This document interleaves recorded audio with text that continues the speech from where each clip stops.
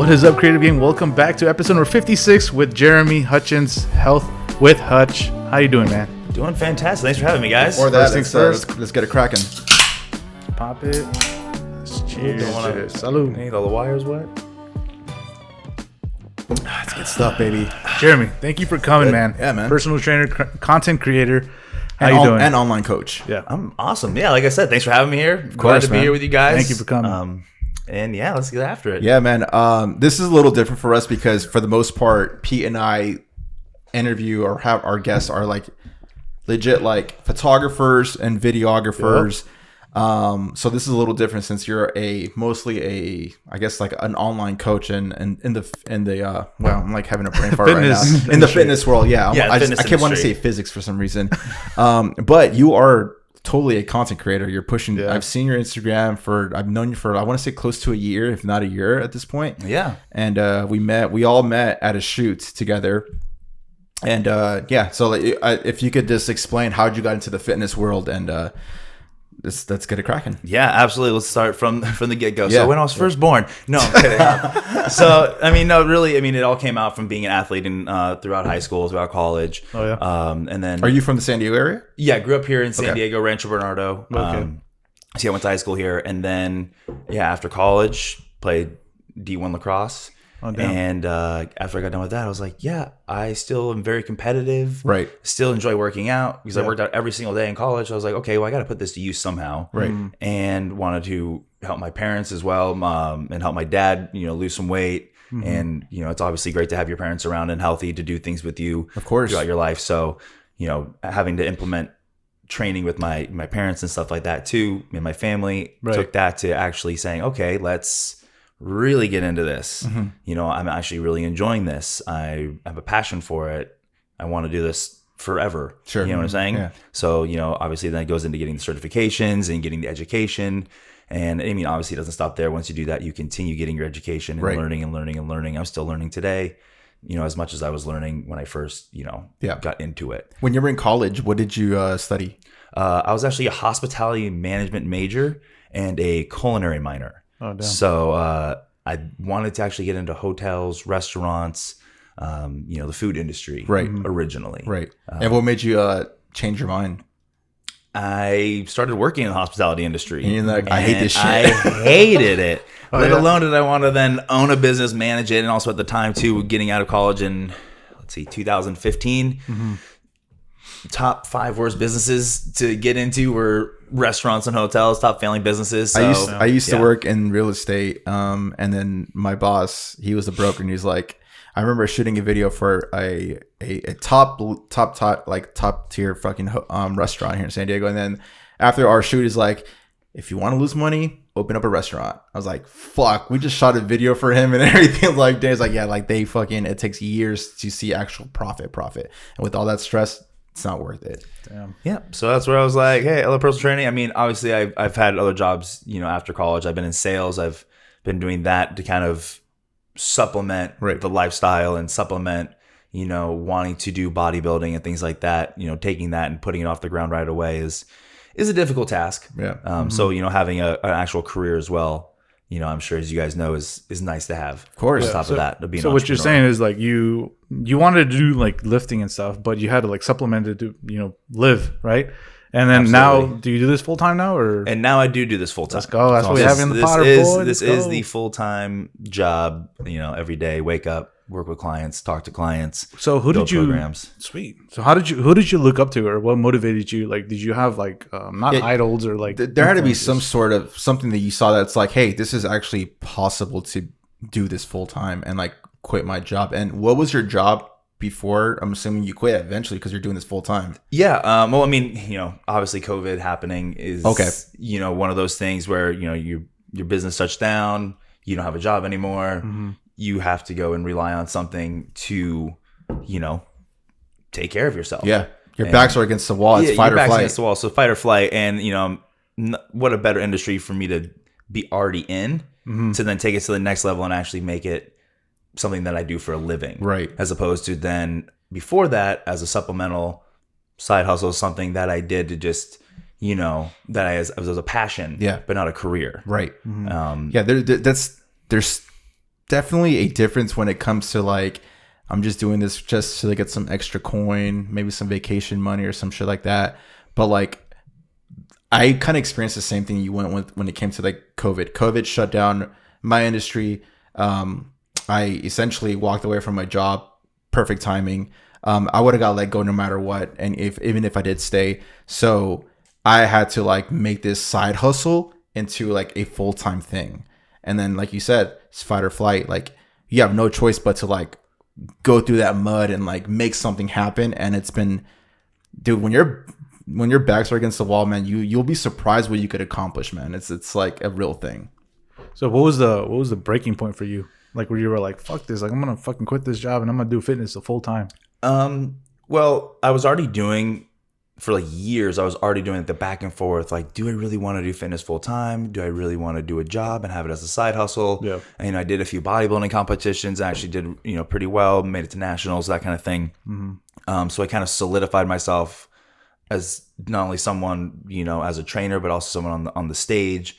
So, getting more and more into the industry, it was something that, it draws you in. And the more you're in the industry, the more you want to be a part of it. The more you want to surround yourself with it, the more it becomes your day-to-day life. The more you want to focus on, helping other people. And at that point, when I did, lose my job because of COVID, I was like I said, no better time, no better moment. So, I mean, the breaking point was, not having, a source of income and now having to take what I love and making it my source of income and my source of living. Okay. That's dope, man. And are there like any, I mean, everyone hates the word influencers, but it's a real thing. I'm not talking about IG thoughts because those are not real influencers.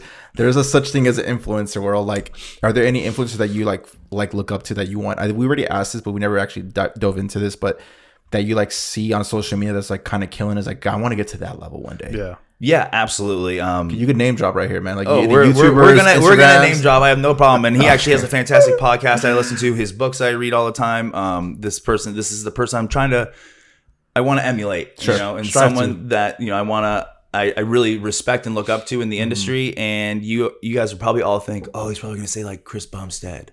Or he's probably going to say like some Chris like Jones, or some like Christian Guzman, but he doesn't have a podcast. Christian Guzman, or like, you know what I mean, some like big bodybuilder or something like that. This guy's never competed or anything like that. His name's James Smith. Okay. He's actually from the UK, I want to say, yeah. And so yeah, he has his own page, his own podcast, his own personal training academy, all that kind of stuff. And his content and the things he talks about, and especially his books, are something that has just been very inspiring. Okay. Not only just inspiring, but something like I said, I want to emulate. Right. What he talks about, he breaks down, methods, principles, and things that, are misconceptions in the fitness industry. Right. That's good. That really need to be, brought to the attention and broken down and called out. Sure. And so that's kind of the route I want to go down, and no more sugarcoating and, trying to say like, oh, And that's why I want you in the pod. Because I talked to Bert. I'm like, dude, like I saw Jeremy. Remember we shot him because you're really raw. Like you're like, I don't want to be. I saw your thing and I was like, I always see your stories because they're really like, here, cut and crisp and boom. Here's the information, straight to the point. Yeah, no motivational shit. You were talking about how like you're not a motivational coach. You're not a therapist. You just give like you were going on a rant about how people need to engage more. Well, let's careful with that word rant. Or not rant, but like you were like he would say rant. We all do rants. It was. I'm not okay. I'm just like, don't speak for him. I would call it a rant. I'm sorry. No. But he said it though. He admitted it. I would call it a passionate. Passion. There you go. Speech. Okay, let's elaborate more on that. The passion that you were saying, I was like, dude, like this is real. Like I'm like I've never been so eager to see it next story. And then I was like commenting on every story, I think. Real talk. And I was like, dude, real. After he's like, yo, man, fucking Jeremy wanted some crazy shit like right now. Like, we need to have him in the Potter. Like, let's fucking do it. Like, because everybody's on that Gary V vibe, like motivational. And then you said something that clicked with me. It was like every personal trainer out there is trying to be a motivational coach or trying to talk about your day. Like, let's make your day beautiful and shiny and fuck fitness, but let's talk about your mental health. Like, you're not a mental health coach. Like, you don't have, like you were saying, like you're not certified, blah blah blah. I'm here to tell you about your health. And then like you taught me a lot of things about my hip movement because I've told him like my hip hurts.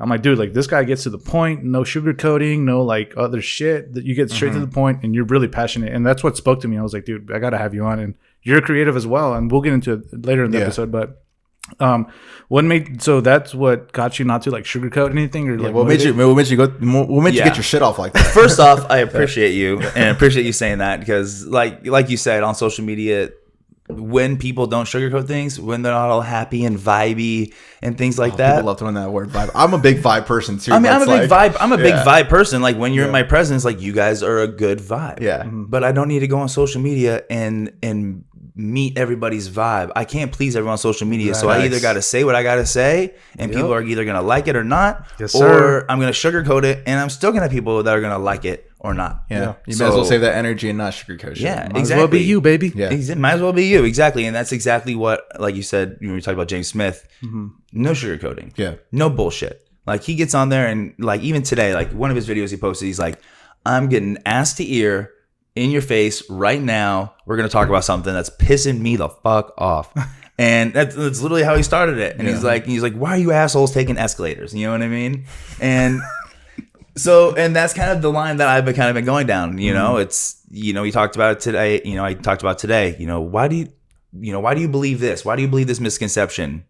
Let's talk about it. Right. Mm-hmm. What are some of the misconceptions in the fitness world? Because I will say I've been consuming fitness content on YouTube. Fuck, man, since CG baby, since the CG days, Chris Jones, like Beast Mode Jones, like I want to say like 2014, 2015. That's how long I've been consuming this kind of shit, because I will admit I'm not the fittest person ever, but I do work out consistently.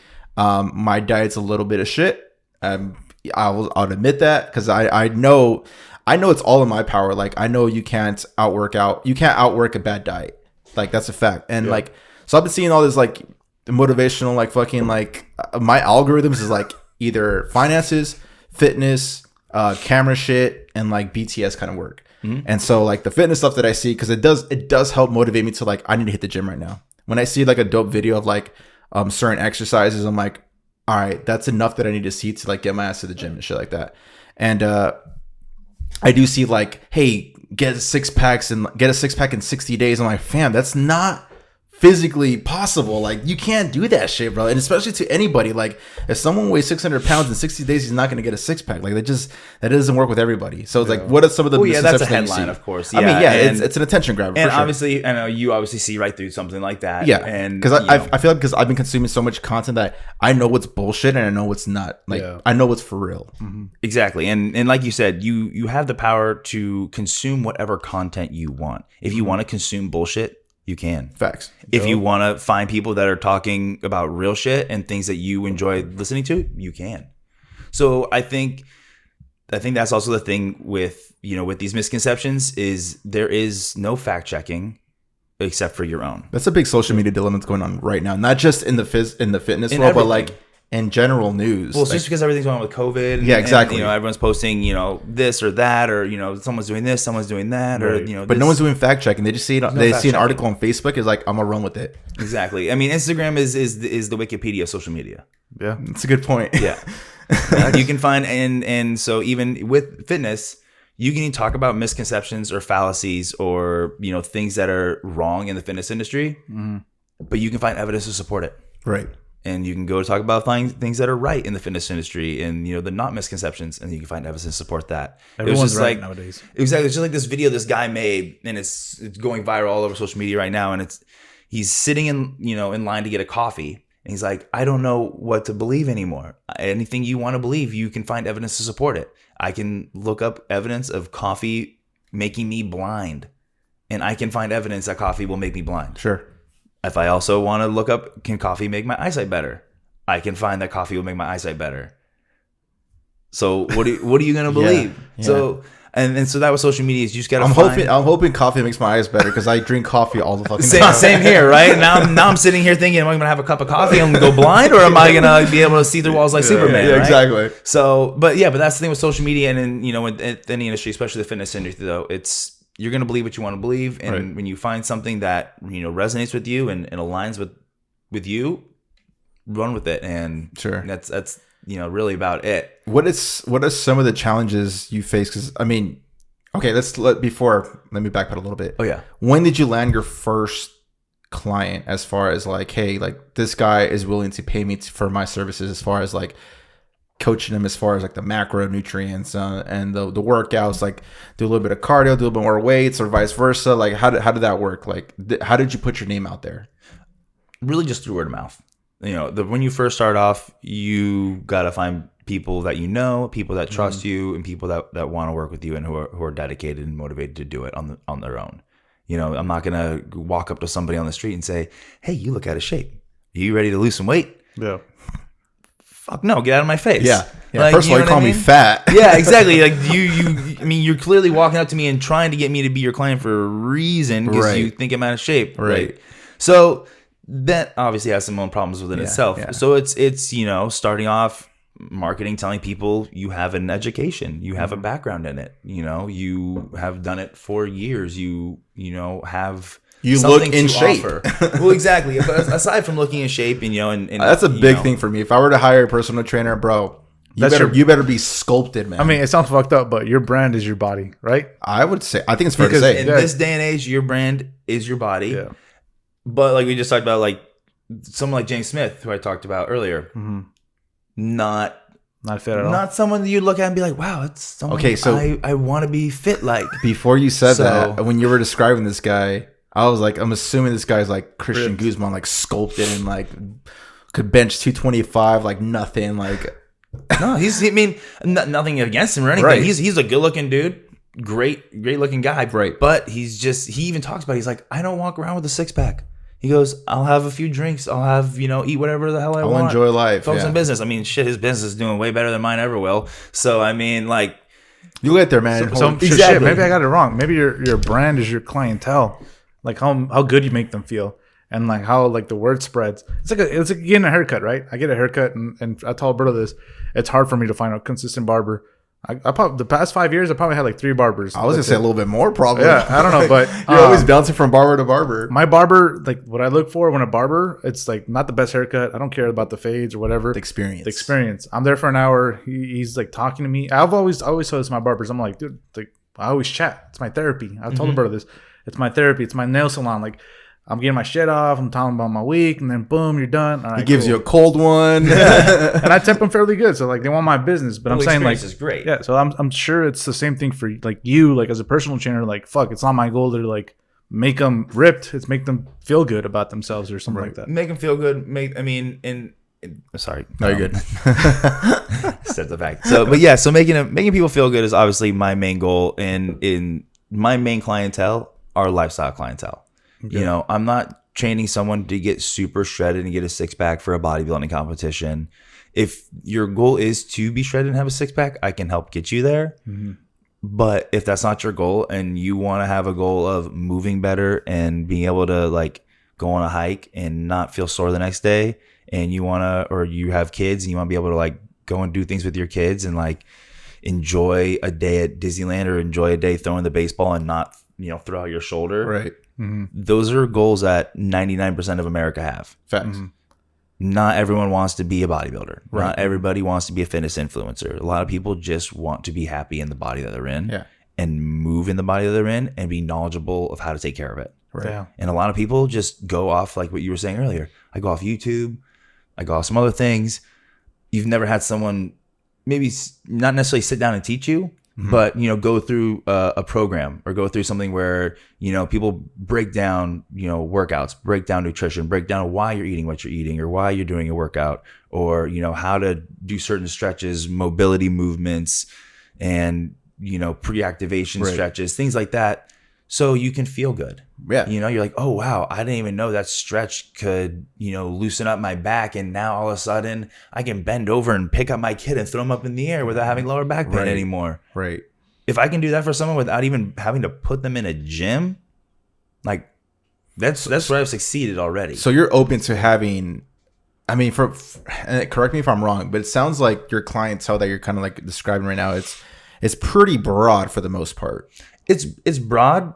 Absolutely, because I mean, thankfully, I am qualified to have a broad audience. Right. I'm able to work with someone who's in their 40s who has sciatica or a bad lower back, who's been sitting at a desk, doing computer work all day, especially with and has a hunch, hunched shoulder. I can work with someone and get them to standing up straight, having better posture, and feeling better. Here's like, yeah, exactly. Then you're like, oh shit, shoulder back, chest out. But then, if someone wants to, learn about nutrition and macros and how to calculate and how to, be in a caloric deficit or a caloric surplus, whether they want to bulk or cut. It is bulking season. It's bulking season. Winter's approaching. Winter's absolutely. So, especially Thanksgiving, Christmas, all that. So, so I could teach someone how to, navigate through the holidays and eating what they want because they want to enjoy their time with their family and friends, but also eating to take care of themselves. Right. I feel like I fit in that description of what you just said right there. Like, I don't want the 18 pack. I definitely have some muscle from working out for like over a decade at this point. But at the same time, I do want to enjoy foods. Like, I'm not scared to like, there's an apple pie for Thanksgiving, I will indulge. But as long as like for the most part, I'm eating pretty clean. And with my girlfriend, like she cooks 4 or 5 times a week, and it's pretty clean for the most part because she's also like kind of like into the health space as well. So thank God for that. But you're health conscious. Yeah. Like I'm aware of what I'm eating. Like, and if I know I'm gonna eat a California burrito and I'm like, yo, it's gonna set me back like 3 days of progress, and I'm willing to like, yo, fuck it. Like, I know what I'm doing to myself. I'm not naive to like, why am I not losing weight? I've been hitting the gym 5 days a week and for 6 weeks straight, and I'm not losing weight. Like, I know why I'm not losing weight. Exactly. You're real with yourself. Yeah. You're real with yourself. You're like, hey, if I'm eating this California burrito, playing, whatever. It's gonna taste good immediately, and I'm gonna feel like shit right after 5 minutes later. But I know it's a mental battle every day. But yeah, but I'll be honest with you too. I eat pizza 3 times a week. Damn. Cap. I eat pizza 3 times a week. Look like you eat pizza 3 times a week. Like, maybe it's a vegetarian pizza or something. No shit. Keto it's style. I'm also not going out to like like a restaurant and getting pizza. Like, it's one of those like frozen like California Pizza Kitchen pizzas. From Trader Joe's. Like, these perfect. Things are still 900 calories. 1,100 calories. But but that's what I enjoy. I love pizza, and if I want to eat it 3 times a week, I can figure out how to fit it 3 times a week. So just like if you love a California burrito, and that is something that you want to come home to after a day's hard work, after a workout, you have the caloric ability to intake it, right? And that's something that makes you happy and you enjoy, along with a beer or a drink. Do it. Damn. Because life's too short to restrict that part of your life, because maybe the rest of your day was shit. Yeah. Mm-hmm. The rest of your day could have been annoying, could have been dealing with shitty customers, could have been dealing with, editing issues, stupid revisions, whatever. And then, or you come home and your girlfriend's bitching at you, and so you're not happy there. You got other things going on. And the one thing that's going to make you happy after your workout, after your day, after everything else is a California fucking burrito. Yeah. So eat it. Okay. Yeah. That is my approach. And that is called a healthy relationship with food. I'm not saying eat a burrito every single day. Okay. I'm not saying eat a burrito every single day. Because anyone could just use that, what you just said as a trainer. He's like, all right, he says I can eat it if it makes me feel happy. So I'm going to have it 4 days a week. Bro, he's on this program. Come on. Exactly. But like, I'm going to buy his like I said, I eat pizza 3 days a week. I'm not eating pizza every single day. But I'm eating pizza because I want to come home and enjoy pizza, dip it in some ranch, sit down, have a Diet Coke. And that's something that I enjoy, and I have a great relationship with food. But guess what? The rest of the day, I have protein shake, egg whites, a bagel. With, You're saving your calories for the big dinner. I'm having my rice, my veggies, my ground beef, and my chicken still. So I'm also consume 4,200 calories a day. Right. Yeah. So that pizza's 4,200. Yeah, exactly. So that pizza, bro. I mean, so I can only imagine how much you're burning, though. See, and my output is around 38 to 4,500 a day. Oh, so if I'm intaking 4,200, averaging around 38 to 4,500, definitely want like 2,100. So quick maths, you know what I mean? Yeah. Like, you're in a caloric deficit anyway, and you take that 900 calorie pizza that I ate and you factor it into 4,200 calories. Damn. Did I even make a really big dent in my daily meal? Right. In my daily consumption? Even if you had, let's say, 3,000 calories and you have an 800 calorie burrito, you got 2,200 calories still left in your day. Right. Damn. That's the So you really- ice cream sundae right there. But then I also teach them, okay, you had that. Don't eat like an asshole the rest of the day though. If you know you're gonna eat like an asshole, take care of the rest of your meals. Sure. Make sure you're getting your servings of vegetables. Make sure you're getting your water. Make sure you're getting your other foods that you need to get in to fuel your body and to take care of yourself. But also, if you want to indulge intelligently.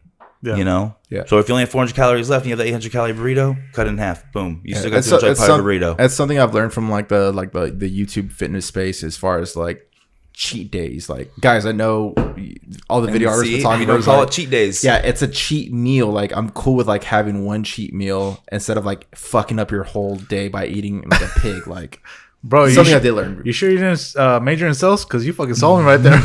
You telling me I can come home and fucking eat whatever I want? No, so that's a good a strategic way to sell it. I mean, everything you're saying is legit. Obviously, your program to burn that much calorie must be like, is it mostly lifting or is it mostly like cardio, or it must be something crazy? So I mean, if we're gonna get a little more farther down the fitness road and you're gonna talk about calories and things like that. Let me rephrase it a little bit better. For the average creative out there who doesn't have time or is just saying like fuck man, like I don't have like 2 hours of every day to like work out and do this, make this possible. What would you suggest for them? Like if like they can only work out 3 days a week because they're so busy, quote unquote. So like you have an Apple Watch. How many steps did you take today? Shit, I don't know. I need to look it up. I can check my health app right now. Actually, take a look. Let's see. I probably walk like 2.1 miles every day. I probably walk barely anything. Steps 2640. Okay, so 1 mile. So we call this like your TDE, your total daily energy expenditure. Mm-hmm. All right. So your total daily energy expenditure, you can like break it down like a pie chart. You can break it down like a graph, however you want.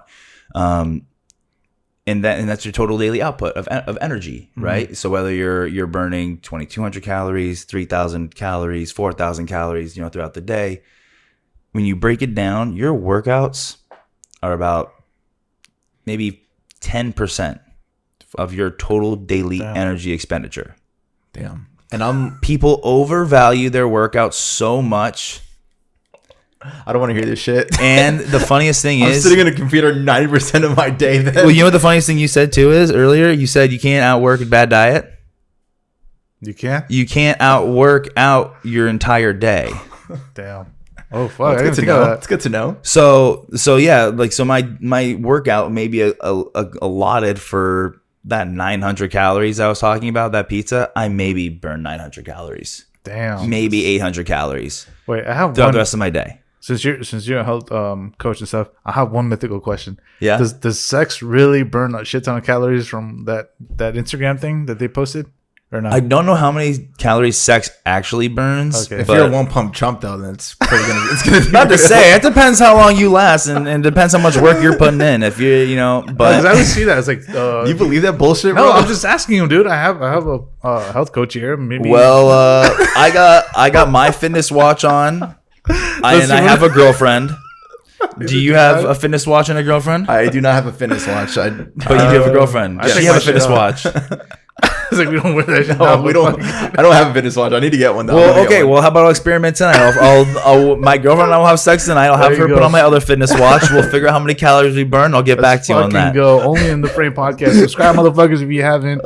Give it a like. All right, so Jeremy. So let's take it back to like the clients. So you said word of mouth was popping off for you, and then did you start using social media as well? Like, how did the whole because based on your Instagram grid, like you've been pumping content like almost every day, which is like phenomenal. I encourage that. Like, I feel like any business should be posting Instagram content, YouTube content, Facebook content, LinkedIn, whatever, just content in general, just to grow your business out there. Because you are not just a personal trainer, but you're also an online coach, which I feel like that's a smart way to do that. Because and correct me if I'm wrong, but according to all the YouTube shit that I've been consuming, you could earn so much more while you're chilling in a beach in like San Diego or Mexico or fucking Costa Rica. That's the dream, isn't it? Right? Exactly. That's the dream. Like I'm sure you've also seen the people saying, "Oh, you could be editing videography and photography on a beach." And I've done that before. Yeah, absolutely. I mean, I think we've all done it before. It's not the everyday lifestyle that we all see these ads and commercials telling people that they want to do. But regardless, so like, word of mouth was my first way of growing.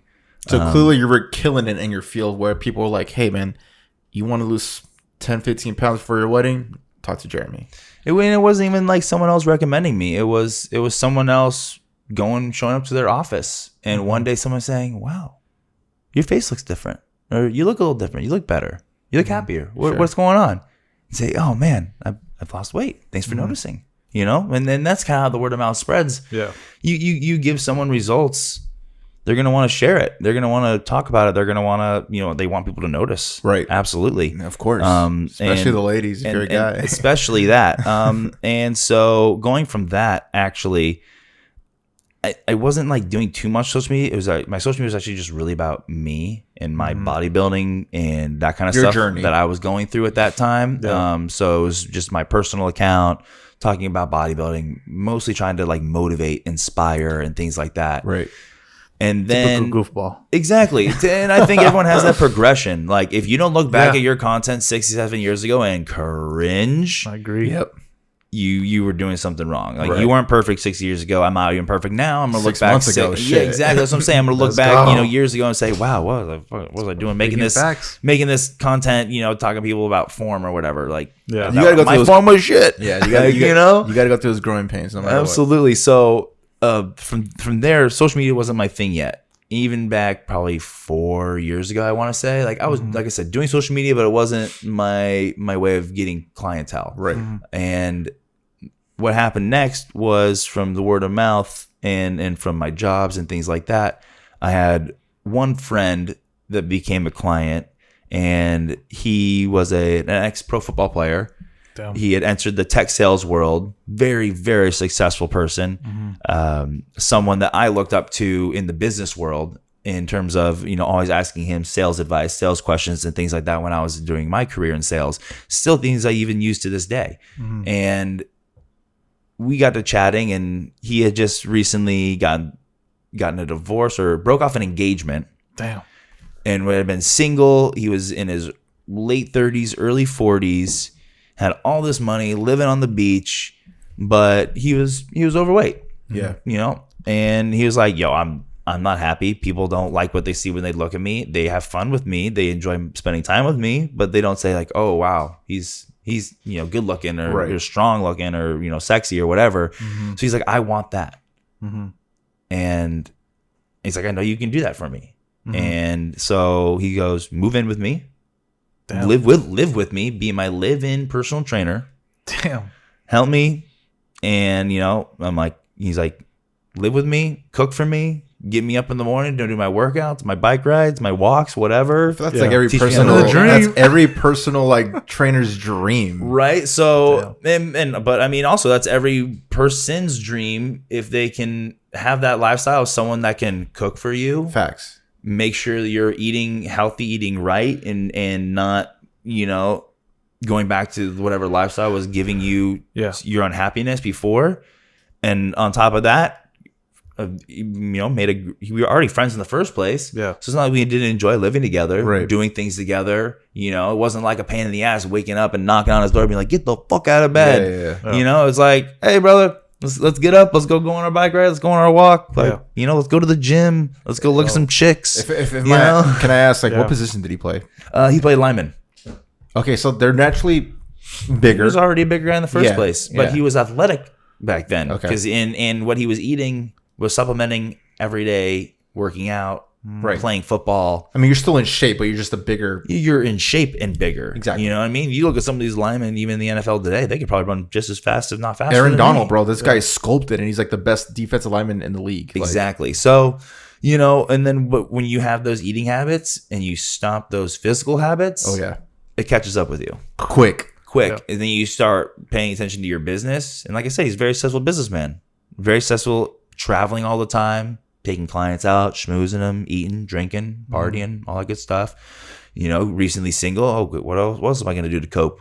Yeah. Going to go out, eat, do those sort of things. So, having someone like me to change his lifestyle, having someone like him to help me progress in my profession. Yeah. We both benefited tremendously. Yeah. I say he was probably one of the reasons why I fell even more in love with what I did, because it got to the point where he, lost about 120 pounds. Jesus.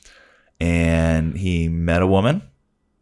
He's now married. Damn. He's now living the life that he wanted to live. So you got him to that. And I still talk to him this day. He tells me how happy he is, and we still talk about working out and making sure he's keeping up with it. His girlfriend, or now wife, is a Zumba, fitness instructor too. Let's so go. she makes sure he's not slacking. That's awesome. And yeah, so and that right there, I'm like, that's one person, and I help someone get to where they want to be, by their own hard work. Right. But through my guidance. So I'm like, hey, if I can do that and change someone else's life, why am I stopping? So Let's that was keep going. Yeah. That's a fucking sick ass story. So was that your pivot point to where like, yo, like my social media is revolved around me. Like, let me make this. How can I help you? Because remember, I brought you. I didn't technically bring you. We both agreed, but I was like your rawness of like if you said something too on one of your stories things is like, if you're doing stuff to benefit you, you're doing it wrong. But if you're doing it for benefit others, that's great. So was that what the pivot point was, where like the teeter-totter was like, okay, I need to pivot my strategy of getting clientele and advertising myself? Was that a pivot point towards you, or how did you go about that? Yeah, that I think at that time was the pivot point. I was doing my shows and competing up until that point. And after that, I haven't competed since, because I think, like you said, after that was my pivot point of, this is about other people. This isn't about me. I can make an Instagram page and make it all about me, and like if I really want to, just so I can get my own clout, my own clout, or my own affirmation or whatever. But if I'm doing this to run a business, this can't be about me. Yes, it is me, but it can't be about me. It's your brand, but it's not about. Exactly. I feel like it's health with Hutch, but it's for other people. It's health with keyword Hutch. With. You're doing it with me. Right. And I think that was where and that's how I came up with the name, because I'm like, we're doing this together. We're with each other doing this. Yeah, it's a bar. Damn, bar. So title. No, I'm kidding. Yeah. But anyway, so I think that was where it changed, and started trying to make sure I could deliver on that note. Yeah. So what do? I have to make sure I'm continuing my education, because information is changing, and you have to keep up with it. And or people are putting out bad information. You also got to keep up with people putting bad information out, so you can combat that. And in my tagline or my bio, it's enable, educate, and elevate. Because right now in the fitness world, people don't feel enabled. They feel like they are stuck between, I have to choose this diet or this diet or this diet, and they don't feel like they have the control and power to choose and decide things for themselves anymore, because there's so many different methods and so many different ways all to reach one principle of either fat loss or muscle gain or whatever your goal is. Your principle is your goal. Yeah. And there's so many methods in between that. Now I want to enable you to have the knowledge to choose your own method and to get to your goals. Yeah. The next one is obviously, educate. If you're not educated enough to know how to do it, you're just going to keep listening to what you find on YouTube, listening to what you find on other people's pages and taking it for fact. And now, you're not getting along. And then elevate, once you're elevated to that status of knowing, seeing past the bullshit, seeing past the misconceptions. Yeah.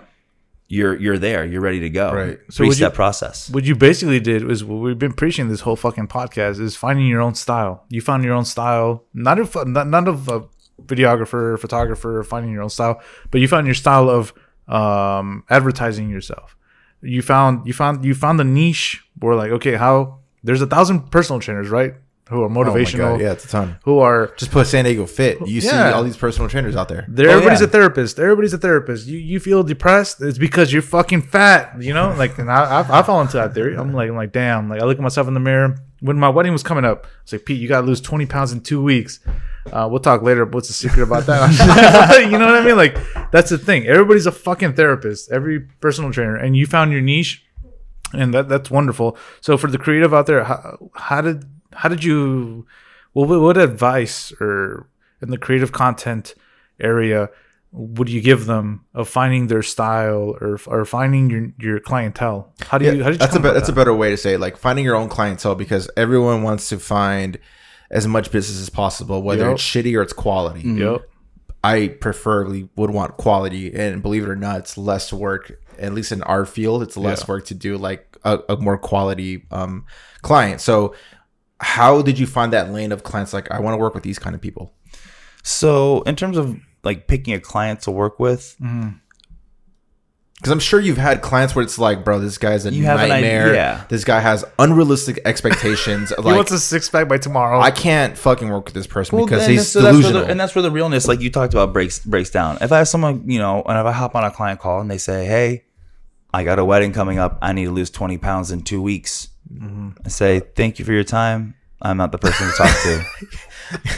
I'm sorry, I'm just not the person to talk to. And I'm not going to, because it's not what I would do. You're not gonna entertain. And I'm sure I'm sure there's trainers out there that's like, oh, we can make that happen. Got you. Probably half the time. Or just to get that business. Someone calls me and says, hey, I want to get ready for a bodybuilding competition, and I want to take steroids, PEDs, and I want to do all this kind of stuff. And I go, damn, guess what? I'm not the person to talk to. Right. Because I'm learning about that kind of thing for myself. So I'm not qualified to give that kind of information to someone else. And also that's taking care of someone's health, and you're putting someone else's life in your hands, especially when you're getting into a bodybuilding competition. Real risky. You can get down to talking about women in bodybuilding competitions. So, my ideal client is a lifestyle client, is someone who just wants to live their life and enjoy it and be healthy and like what they look in the mirror. Damn. I deny everyone who wants to do bodybuilding or everyone who wants to do a show. Right. Because that's just not what I do. And I know other people that are very qualified and more qualified than myself to do that. So I usually pass them that direction. Right. And if that's their goal, that's great. I'll talk to you in 5 years when you realize that's not your goal and you just want to look good and feel good. Yeah, exactly. Good, and to the creative out there, I know we're in the fitness world right now, but like this could correlate into like the videography and photography space. Yep. For example, like I had a realtor ask me, "Hey, this was last night actually. Yeah. Can you do a virtual tour for a home?" And by virtual tour is pretty much a 360 camera, and you kind of like zoom it's in, kind of right? like it's kind of like Google Maps where you know how you can click up like part of the street and you zoom into that. Yeah, you can like slide it over. You can literally look walk up, look down. You can literally walk through a house with these virtual tours. I'm like, is that not your thing? First of all, I don't have a 360 camera. Second of all, it's not my thing. Third of all, I don't want to get into that because I don't want to take the time to learn something that I'm really going to use.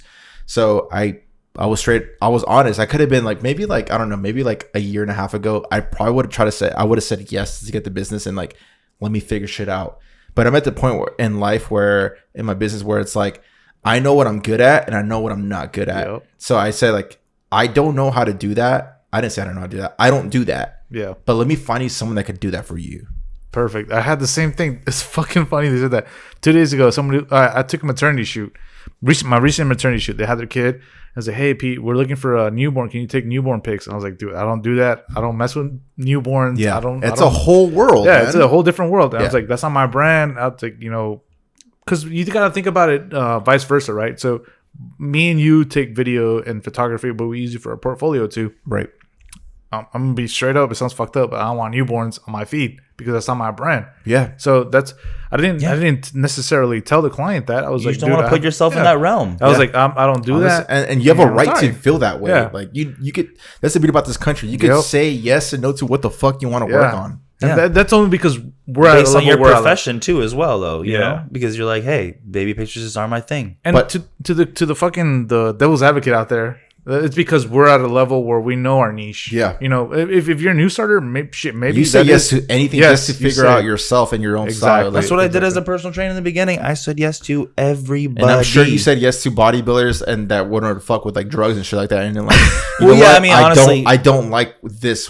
I don't want to do this baby. again. Well, yeah, I mean, honestly, like at that time when I was first starting off and I was trying to take anybody, I mean, no one was going to me being like, hey, you've never done a bodybuilding show before. Teach me how to do it. It was more along the people of like, hey, just teach me, you know. But I had to get to that level of being able to know, like, this is the people I want to work with. This is the people I'm qualified to work with. These are the people I enjoy working with. These are the people that I know I can get results from working with. And that's all that matters for me. And finding my niche client is just filtering through from each person I talk to and finding their goals. Yeah, you did perfect word. The filter, like you got to like filter down like who you want to work with, who you don't want to work with, and then the more you do shit and the longer you're consistently working on yourself, you eventually will figure out like, hey, I like this lane over this lane. Like, and if someone wants to, and the cool thing about what I like, I don't know about you guys, but like when, for example, that guy that was looking for a virtual photographer or videographer, virtual tour shit, I was able to find some random person like, hey, dude, I heard you do this.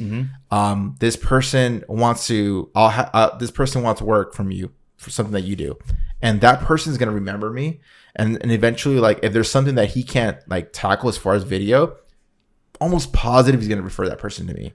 So you're building that connection to a new creator, and it's networking, and eventually it'll get you new business, man. Absolutely. One thing, the perfect Alberto said, one thing Matthew McConaughey said in his Oscar accepting, gratitude is reciprocated. So that gratitude that Alberto threw him the lob to a random person that I don't even know. That gratitude is going to be reciprocated towards him. That's a proven fact because gratitude is like faith, fact is science. So it's like that's where the law of reciprocation. Yeah, so like that's the perfect karma. Yeah, karma. If you want to call it karma, that's perfect. Yeah, absolutely. So let's pivot towards content creation. When did you figure out, hey, I need to create some fucking content for my shit? Because you've been pumping content. Yeah. So when we talked about obviously our niche and everything like that, and so when it comes to kind of creating content, you can't create content for people like for like your niche.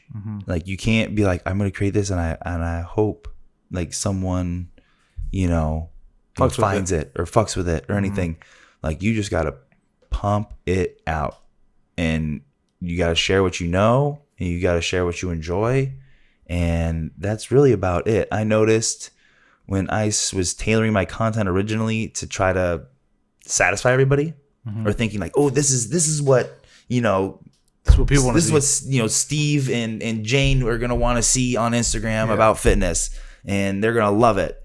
And then I get nothing. I'm like, and then I'm all disappointed. I'm like, what the fuck, But if it's like, hey, I already know. I'm confident and I know how to, teach mobility and teach stretching and teach flexibility and teaching how to, activate certain muscle groups. I'm just going to start doing videos of that and start sharing that because that's what I know I'm qualified to share and teach and educate. So, and I started doing that. And then I started getting a lot of good feedback eventually. And then from there, I'm like, okay, well, let's change it up. Maybe I start doing a little more like educational, like workout videos. And, I'm clearly qualified to teach that as well. Why don't I actually make it more educational instead of videos of me like every other Instagram fucking influencer doing lateral dumbbell raises and throwing in sick music with it? Yeah. How about I break it down, show you how it's done, and really get some value out of what I have to share. Yeah. You're still seeing my delts. You're still seeing my back. You're still seeing all the things that like... See how ripped I am? Yeah, exactly. You're literally the flex. Exactly. Yeah. You're still seeing the flex like, that I would be getting and giving, from posting some motivational bullshit. Yeah. But that motivational shit isn't helping anyone. Motherfuckers, I'm not the only one with the motivational shit. We got another motherfucker right here. As far as your content, are you posting these on Instagram, YouTube, or what are we talking as far as platforms? Instagram and TikTok. Instagram and TikTok. Okay, and YouTube is just for SEO right now and just for Google searching and shit. Have you been fucking with YouTube? Yeah. So one thing, the idea I got out of that was I actually was, I'm like, oh, what was the name of this exercise? And I couldn't remember it. And so I looked up and like, is it kneeling squat jump, kneeling Nordic jump and whatever. And then I looked it up and I finally found it. And it was like, kneeling Nordic, jump or whatever. Sure. Pulled up the video. Bro, trash. It was bad. This is YouTube. Do a better job. YouTube. Okay. It was YouTube. And it wasn't even like the video quality was bad. It was the actual trainer doing the video as well. With like his knees were buckling. He wasn't even performing it properly. All this, this and that. And I look at the views, 330,000 views. Something to tackle right there. And I'm like, and that's just because I Google searched it, and he just happened to land, and that. So SEO, search engine optimization, right there. It's a second search engine in the internet. Exactly. Next to Google, which Google owns YouTube. People make a shit ton of money. We talked about it in the podcast. And so that's why I'm putting in like videos of like, okay, how to bicep curl. So if someone just Googles how to bicep curl or like dumbbell bicep curl, that SEO will keep building. That's something strategy. I know you're like, are you starting to do YouTube, or you've been fucking with YouTube for a minute? Just starting. Yeah, I'm actually taking classes right now on like YouTube marketing and YouTube advertising, Facebook advertising, things like that, because I want to educate myself in that as a content creator. Something that I preach to my clients that are mostly like real estate agents. They want to like be the next forget the fucking agents. Like he's like big from New York. Anyways, I'm like, yo, I know Instagram is cool. It's like it's immediate reaction. But YouTube, like literally, that you could post a video on YouTube and like 2 months later that shit could go viral. Where on Instagram, it lasts like 48 to 72 hours, that piece of content that you work so hard on. Where on YouTube, you may not get those views like immediately, and you're not going to feel great when you first start. But that shit could hit like 5, maybe 2 years later, man, because of SEO, like you said. Instagram is not searchable. What's like, I can't find a piece of content that I've seen before, and I want to like look back, unless you're like literally going to that person's page and you're just scrolling for X amount of weeks. You memorize it, this person posted it this time. You can find it going back this far. So I definitely encourage you. Searchable. I know you're in YouTube. You're in the YouTube world right now. Like, definitely encourage you to like pump more YouTube. I would double down on the YouTube. I'm curious to hear from your perspective as far as TikTok, because I'm that old fuck that refuses to get on the TikTok app. I haven't downloaded it. Do you have it? No. So a funny story, but you bring that up. My videographer, or my photographer, right? He owns a Porsche and he lives from his Porsche. Downloaded TikTok, dude. I vividly remember. I was like, oh, like Rafe, our boy, hit us up. It's like, yo, this guy's my reference. I looked him up. I was like, I'm one photographer who won't edit, this and that. It's like, yeah, he's cool, whatever. And I look him up. I was like, fuck, he only has like 1,000 followers. Like, I look at his work. He downloads TikTok after my wedding because he's like now on his journey. Yeah, traveling. Dude has like 20,000 followers now, or 70,000 followers, and he started off of TikTok. He started right when you got at your wedding. And I remember I told you this. I was like, dude, you should start a fucking YouTube channel or like vlog. And he started vlogging right after. Dude, his Instagram right now, if I look at it, I don't know, 70,000 followers because of TikTok. This TikTok viewers translated to Instagram. Yeah. And Shelby was like, dude, have you looked at blah, blah, blah? I'm like, what? It was like, holy shit. And then his TikTok is like 1 million overviews. He has like multiple videos because he does all these like weird ass corny videos, which is cool, but it brings keyword corn. It brings people from TikTok to your Instagram. Yeah. And eventually to your website, hopefully. And then according to Rave, it's lining them brand deals with like light fixtures, fucking other like off-roading type of things. And I was like, holy shit, that's crazy. And it does work. How has TikTok been working for you? It's like not the same. I'm trying to post on it to keep up. And that's really about it. Okay. And just to make sure I'm putting stuff out on both platforms. You never know. It's not like I'm not like putting my attention onto it, but it's like very much so. If I'm putting it on Instagram, I'm also going to put it on TikTok, right? And share the kind of the same things. I will say one tip, and I feel like not many people know about this because I see people making this harsh mistake. I'm big into Instagram. I do my research and things I've been learning that the Instagram CEO has been saying about like the new rules of like algorithms and shit like that, like how it's working. And don't post a TikTok. I'm not sure if you're doing this, but don't post a TikTok video. About the watermark.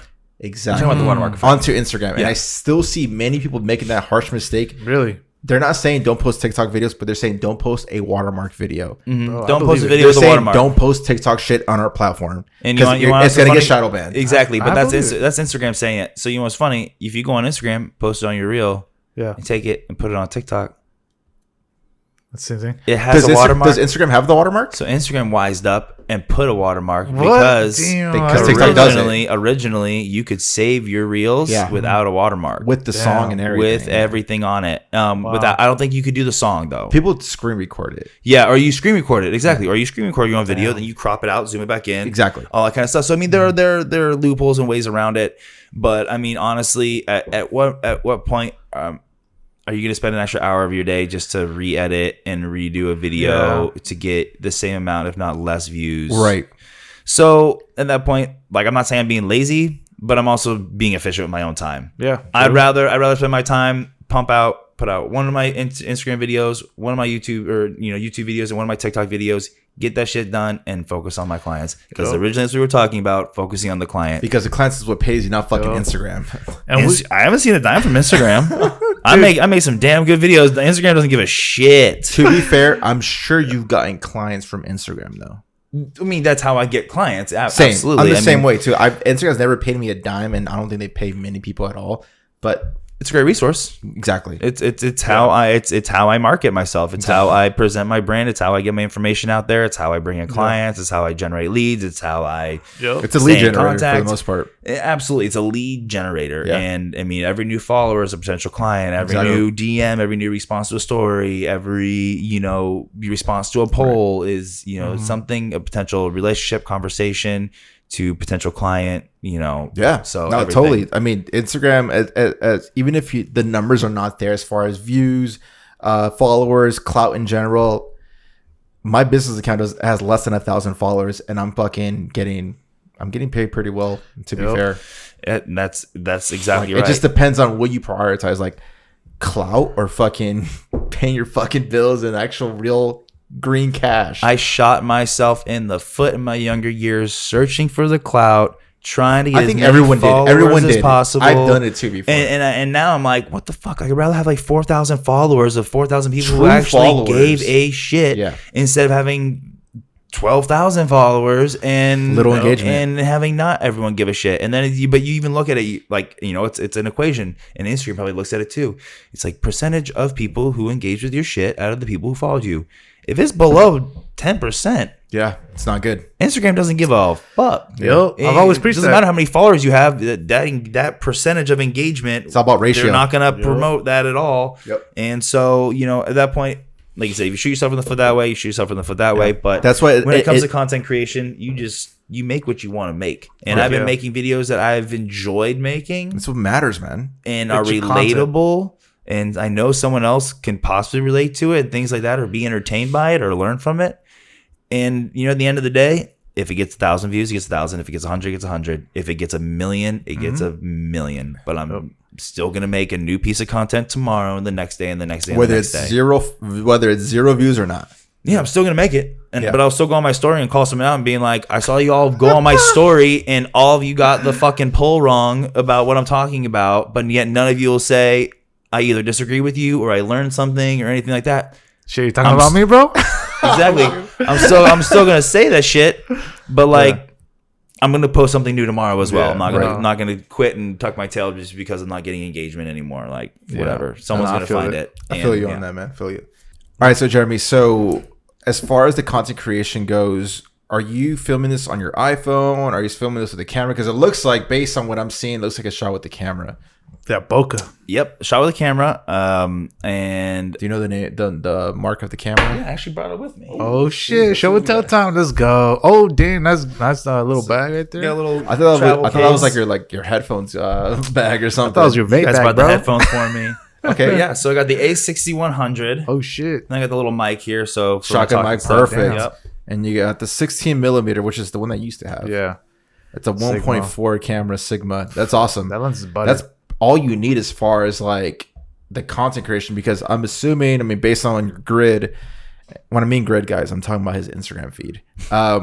You're shooting in a gym, which is I'm assuming it's like low light for the most part. So you got to crank that aperture, open it up as much as you can, and it's a prime lens, so you're gonna get that nice sharp look compared to a zoom lens. Yeah. So I think this is where we kind of all kind of meet in the middle Right. here But, with so content do you know much creation about like the and- camera shit and whatnot? So I've had to learn quite a bit about the camera shit. I made it easier on myself getting the Sony. I used to shoot on Nikon for as long as I what's can. that? That's what I'm saying, right? That's what I'm saying. All my Nikon users don't dislike this video. Yeah, sorry, Nikon guys. I was one. So I mean, if you want to get into it, I'm still a Samsung guy. So I have a Samsung phone, not an iPhone. I saw that, man. I saw your phone. I was like, Joe oh, green bubbles. Yeah, green bubbles. But anyway, so I feel like I was in that era of like a Nikon and a Samsung, and I'm now need to step into like the iPhone, Sony kind of generation, AKA the cool world. The rebel. the compatible world. There you go. The compatible There you world. I'll be honest with you. The compatibility and ease of use is everything, especially when my industry isn't actually videography, photography, editing, things like that. I want to be able to get it in, get it out, edit it, get it done, and present it to the public as quick as possible. Right. I don't need transitions. I don't need all these extra, fancy things. Right. I just need to get my information out, but I need it to look good. Decent at least. I need it to look decent, and I can't do it on a, I could, but I really, if you really want to step up to out- the next level, you need it to look good. Because there's you a need to lot sound of good. there's a everything. lot of like that personal trainers out there, and especially the local ones that they're not invested into like getting a proper gear. And I'm not saying, hey, you should drop like $3,000 on camera gear and then another $3,000 on a videographer and editor.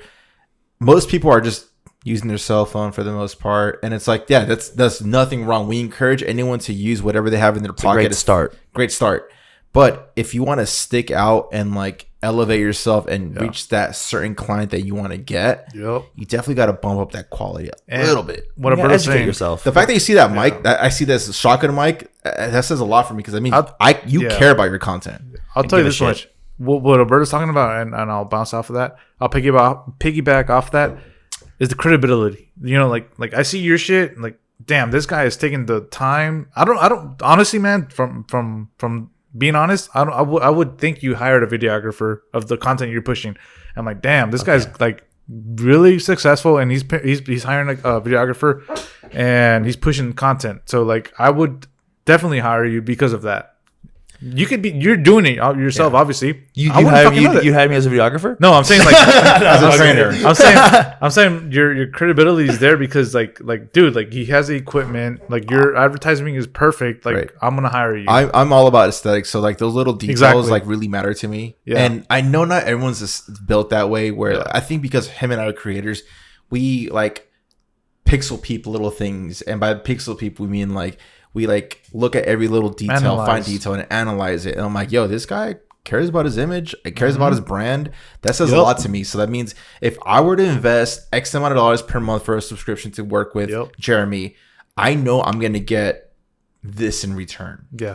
Exactly. If you want to invest in yourself, you want to also know the person you're investing in is also invested in themselves as well. I mean, like probably it's the same thing if you guys, if someone's going to go hire a content creator or a videographer, and then they go, what software are you using? They go, iMovie.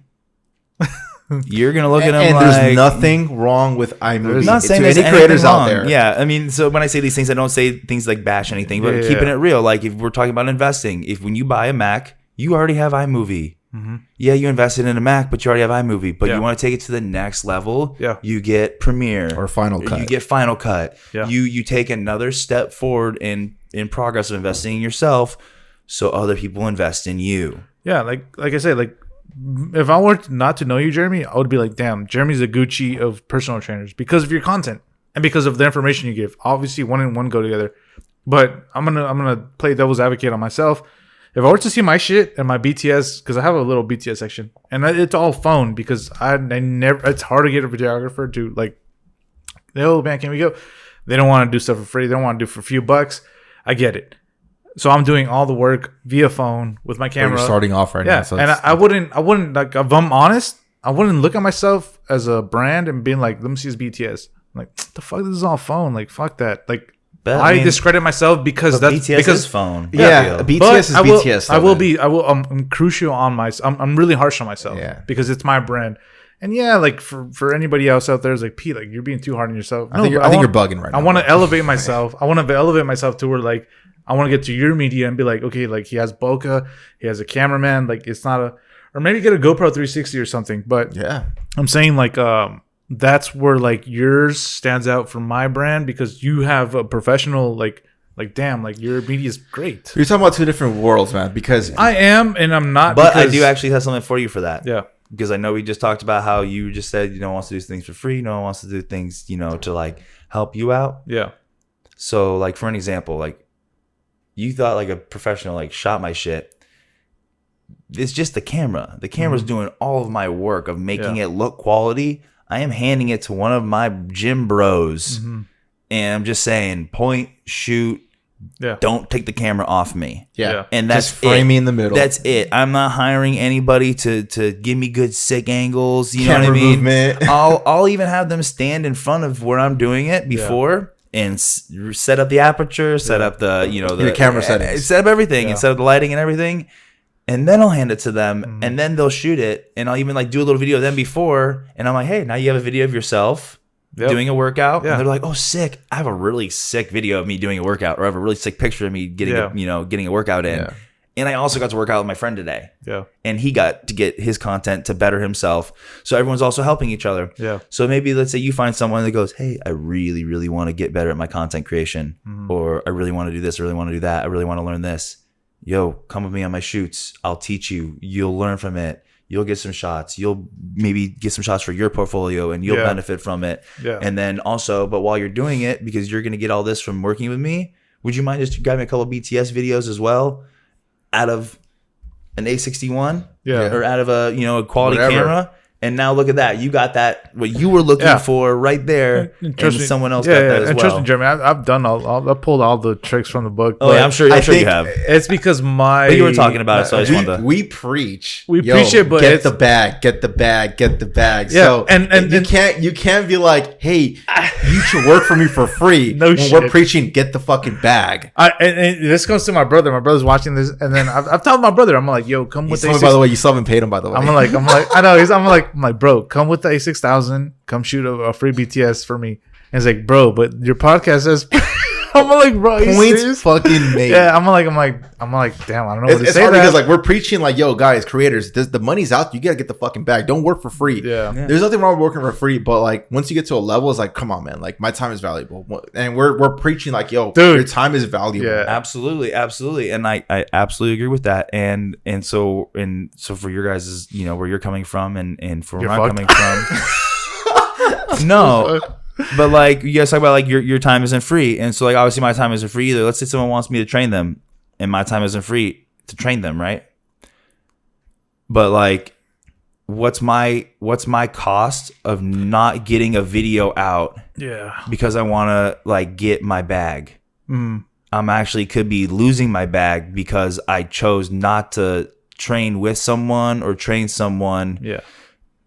And now I didn't get a video. Now I don't have content because this does nothing without someone behind it. Facts. I can't even if I want to like set it up and like video myself doing it, it's not not the same. Even if you really have like a tripod and use tripod. I bought a Zhiyun gimbal. I bought a Zhiyun fucking gimbal set up where I remember you told me, he's like, is this enough or something? Yeah, I got the Zhiyun fucking gimbal, so it sits on there and it can track me and everything. Still, it's just not the same as having. And I invested $200 in that. Yeah. And I'd rather give that fucking thing back or give that thing to someone else or pay someone else $200 to show up with me and do that for me or anything. Yeah. But I agree and I appreciate you. It's hard because like I get where you're coming from, but bro, it's like, I don't have the money to give another person an A7 III with a 24 gig or a 24 mil. Yeah, prime. Absolutely, lines. I think that's where our worlds are a little. And I'll tell you, hold on, let me. When you preach like, yo, I'm getting the bag, bro, like I'm fucking good. Like, of course, people are gonna test the waters. No shit. And I think you dug yourself in that hole. No, not really, because. And I told you this. I'll talk to you. I think you have, bro. I talked to you this. I'm like, man, like everybody's looking out for themselves. That's normal, bro. No, that's normal. That's normal.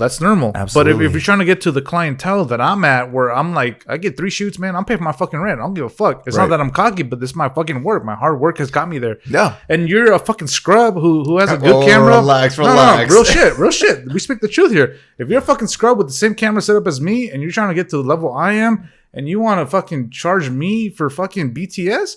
Nah, motherfucker, learn how I learned, because I was that scrub that you were, motherfucker. So it's not about, it's preaching what I preach. Okay, I preach what I preach. But do the fucking work, motherfucker. Don't expect free shit just because you have just because you got that ADD money and you can afford this fucking A7 III with that battery grip and that nice lens. Don't expect that shit to replace your hard work, because I've been through the mud. Same. And with my gear, I've been through the mud. And it doesn't give you the fucking bill of rights to fucking get out the mud just because you can afford it. You know what I'm saying? Like, that's my, that's having a background, a portfolio, a track record of success. And nowadays, you don't have a track record by having a camera. You have a track record by showing what you can do I'll with have to respectfully disagree with you. How so? Go ahead. As far as like the BTS, like, let's get free BTS, for example. I've gotten free BTS before, and the reason that's how it's happened is because they reached out to me, people that didn't know me, like, hey, dude, I would love to shout at you and capture some BTS to you. The offer's right there. Different story, man. But if I'm the one looking for the BTS, it's all about leverage, baby. Like, that's what I'm saying, Alberto. I'm not disagreeing with you. Leverage. Okay, I agree with you. It's leverage. We're finding out how you can both benefit. Exactly. I mean, when we talk about everyone's out to get their own bag and get their own thing and take care of themselves. How about that's part of the hustle? Yeah. I'm not disagreeing with anybody. I'm also like, how about we all take fucking care of each other? Yeah, that's what I'm. How about we all be fucking human beings? I'm all about getting the bag, but I'm also all about, like, that's easier said than done. At the same time. No, it's not. You want to talk about being fucking real? We'll be fucking real right now. True. Being fucking good people to one another, I will do over a fucking bag. Right. No, you're right. I mean, and trust me, I've done plenty of free shit. Like, absolutely. To my homies that I've worked with in the past, like, I've done free BTS. Even till now, I'll still do free BTS, man. But like, it just depends on who you're working with, because like the people that I've given me BTS, me and him have an understanding of like, yo, like, I scratch your back, you scratch my back. Yeah. And it's like, I've done some free stuff for them, and then they realize that, and they're good human beings. Like, yo, you know what, man? Berto, like, you're worth this much money, man. Like, I already know that shit. The fact that you gave me you dedicated a whole day for me, I'm gonna do the same shit for you. And it's happened like that, man. Yeah. Absolutely. And this happened. It just depends on who you find, man. It just depends. Like, it depends on who you put around yourself. The circle. I mean, if you see somebody you see they're clearly all about themselves, and you fucking throw them a bone, don't expect to get one thrown back to you, because you know that they're not, dude. But if you see somebody, you say, hey, that's a good fucking dude. I'm not gonna throw him a bone because I know he's gonna throw me a bone back, but I'm gonna throw him a bone because maybe one day in the future he's gonna see me and be like, hey, I'm gonna throw this guy a bone because he's got this talent or this quality or this whatever. Do you know how many jobs I've thrown to like us, like my circle, like thousands of dollars worth of jobs, man? I'm telling you, because I didn't want to do it, or I'm not available, and I'm like, yo, you could use the work, or I know you're free, and I could kill it. I know you're looking for clients, and I'm throwing them work, man. It's like, to me, that makes me feel good, and I don't expect shit in return. No, and like most of the time, I've never got actually. For me, trying to think right now, outside of you, I've never had anything back in return, and I don't expect. Like, I like to help people out, man. Mm-hmm. And that's what makes me angry. I'm not saying I want free shit, because or I'm looking for something in return. Yeah, I'm not saying I want free shit because I'm on top of the hill. I have a podcast. I'm helping you. I want something in return. I'm saying because I'm throwing that energy. Alberto couldn't help me out with this video, and I was at a wedding. Yeah, and I hit up this other homie, Rafe. I fucking specifically told him, hey, man, can you help me out for, I'd say 15 minutes. Mm-hmm. 15 minutes of your time, quick shoot, blah, blah, blah. I threw him a good amount of money for 15 fucking minutes. And he was like, wow, bro, thank you. Wasn't expecting that. I'm like, I'm always going to give my fucking back to my community because I'm putting myself in your shoes. And for Berto's devil's advocate, like, what do I fucking owe you, though? Like, I'm learning this and that. I'm like, no, man, I appreciate your time. I'm in a good spot. I'm going to reciprocate that because gratitude is reciprocated. That's one person. That dude's a homie, though. Yeah. Another person would be like, well, I'm not going to go there for free and without even knowing they're going to give something back. Yeah, that's where most people want to know, like, well, what am I going to get out of it off rip? And that's one thing I've learned. I've only hit one other person that I've been like, hey man, can you come through? It's like, yeah, I got you. And then like 30 minutes before the shoot, I was like where you at, bro? Hey man, unfortunately something came up, blah blah blah. I'm like, fuck you. Like I've never hit them up. Yeah, I mean, have a few, like, but that's just circle, knowing like who you surround yourself with, and knowing who's obviously there for you or there for themselves. I mean, and like we talked about, I'm all about getting the bag. I'm all about making the money. We all are.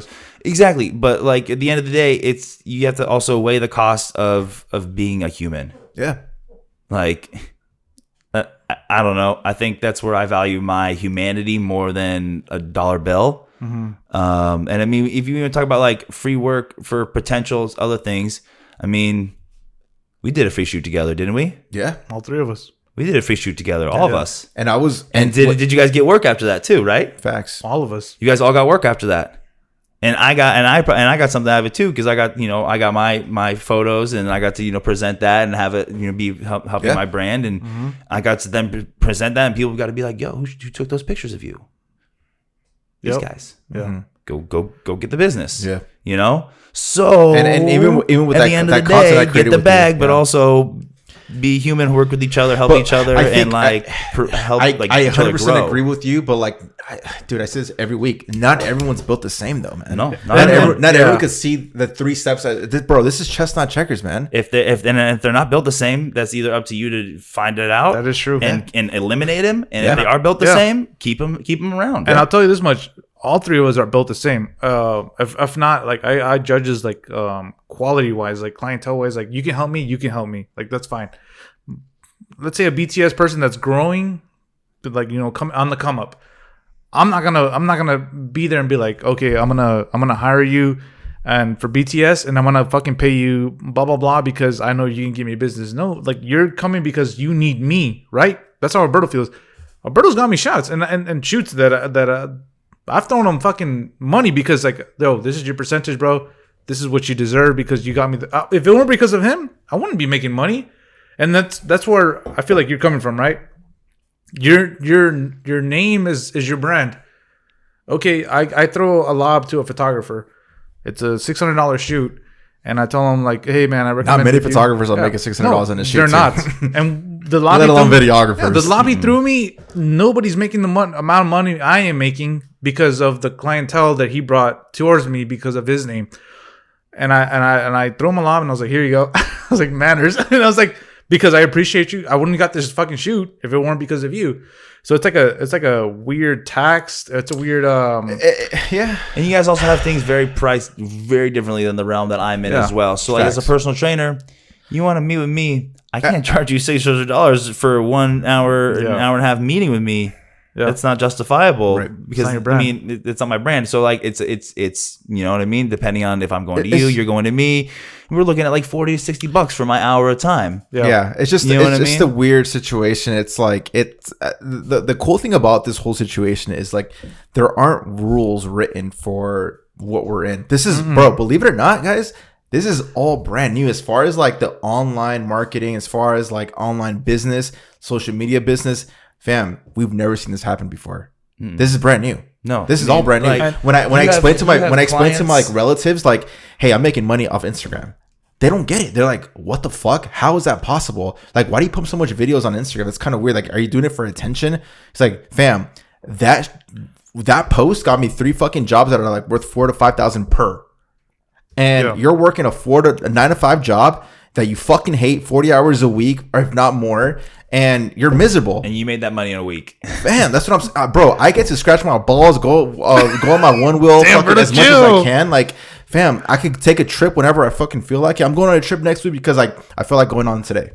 Yeah. Like, fam, this world is so fucking new and it's the Wild West, man. People need to realize that.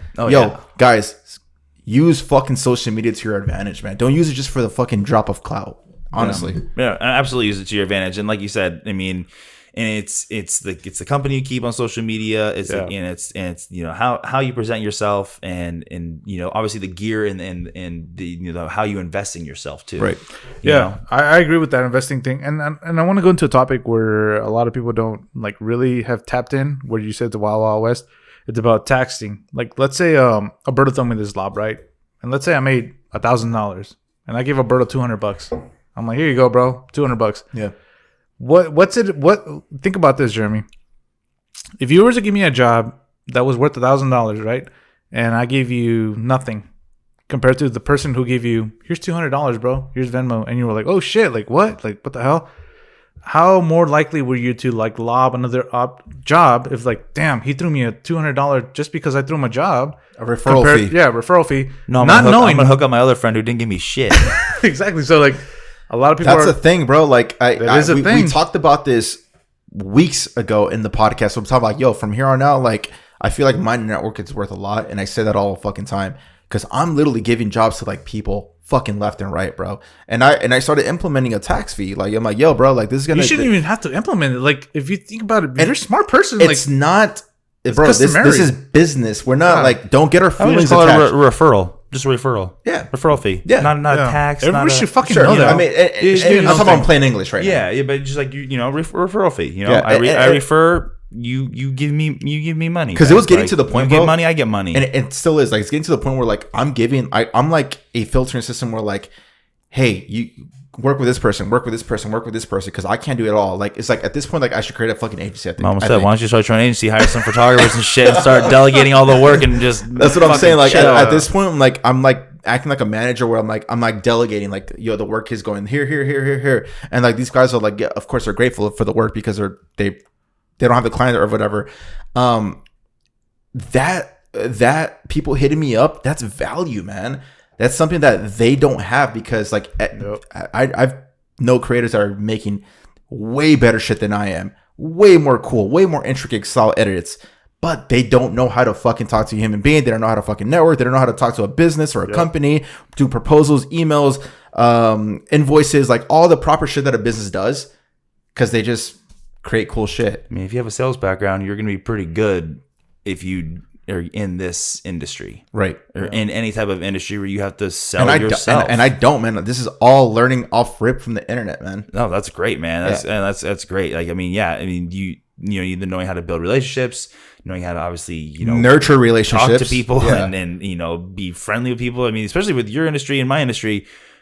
You're spending a lot of time with people. You're talking to people. You're communicating. You're learning from each other. You're trying to obviously have an understanding of a clear, concise goal from your client developed from you to then give them the product and the result that they want. Yours is obviously a video or a photo. Mine's obviously, their physique or their lifestyle or the way they feel about themselves. So either way, it's being able to convey your results for your client, right? Yeah, and we're just trying to teach the etiquette of like if you get a $1,000 job because of word of mouth, like dude, reciprocate that, and I would say 20% minimum.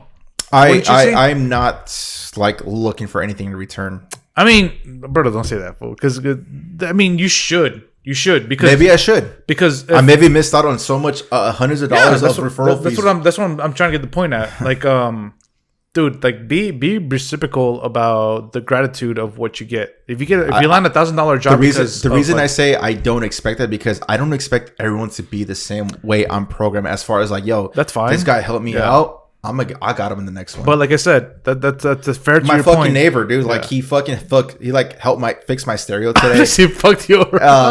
I got him a fucking 6-pack. Like he didn't ask for anything. No, like, you know what? Like. For when people do shit for me, bro, like I'm the kind of person like, yo, I'm gonna fucking give them something, like at least something besides a thank you. No, I'm saying is if you want to keep that business, if you want to keep that info, keep it going, like relaying, like yo, he's gonna throw me lobs. Yeah, keep that 20%. It's keeping that rapport with the people that you share their business with, and if you share your business with someone and they don't give you a kickback or they don't give you that referral, man, they probably aren't gonna get that from you again, right? So, but I mean, at the end of the day, in that realm of things, I mean, that's something that's, it's a whole different different thing. We could go another 45 minutes on this topic, but what were we even talking about before?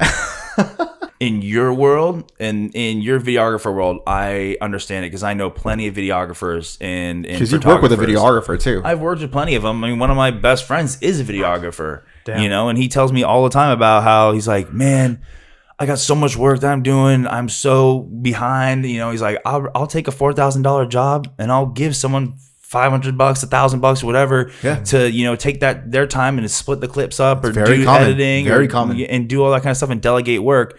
Where in my industry, I'm not going to call another trainer and delegate work and tell him to tell someone else to go calculate my client's macros. Yeah. I'm just not. And I'm also not getting paid enough to do that either. So like when you're talking about like you guys get like, you're passing down like, you know, we just talked about it earlier, you know, like someone's doing a real estate shoot and they're getting paid $1,000 for a real estate shoot.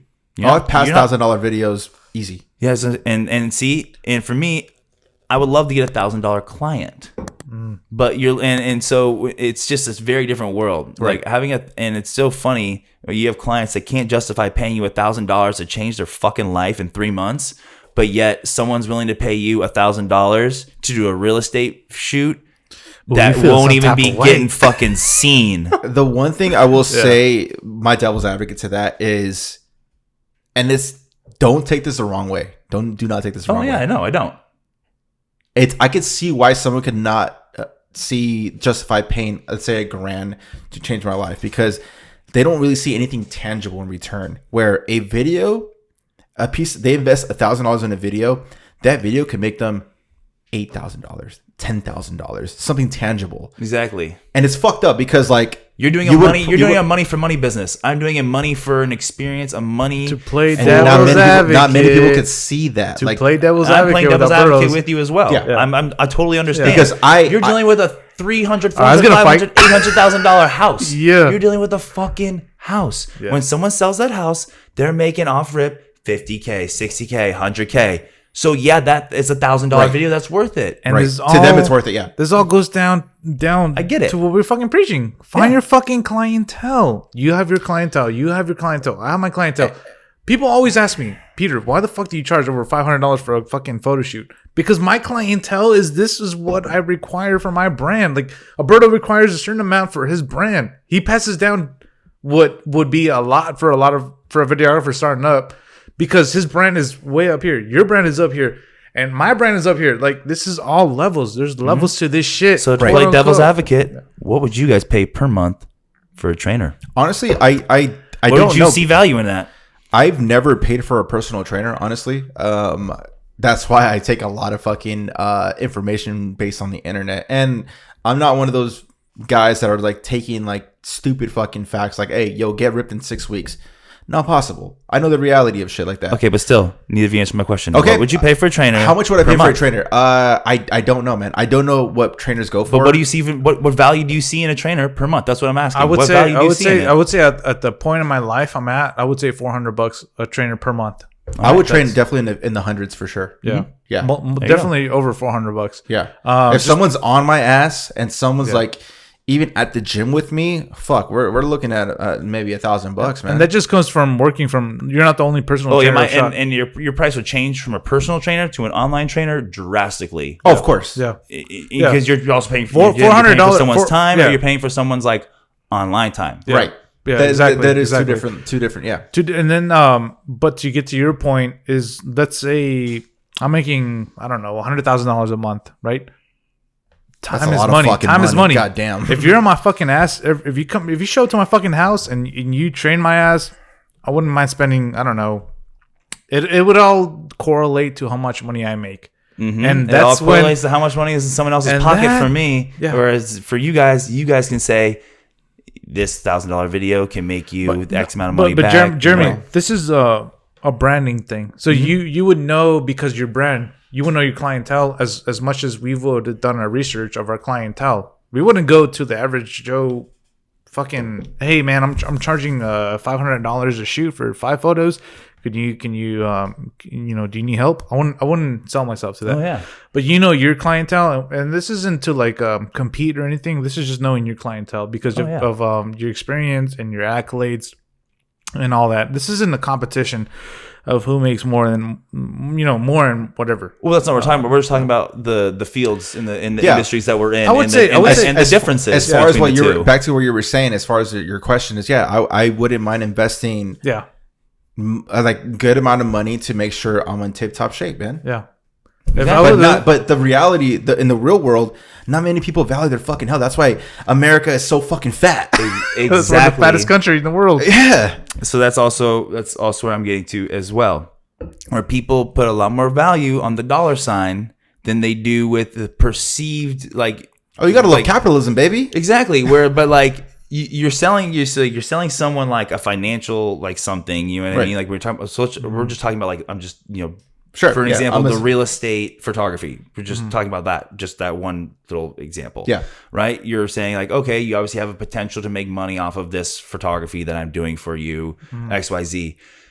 If you guys were like, had a clientele of like fitness influencers, you wouldn't be making the same money.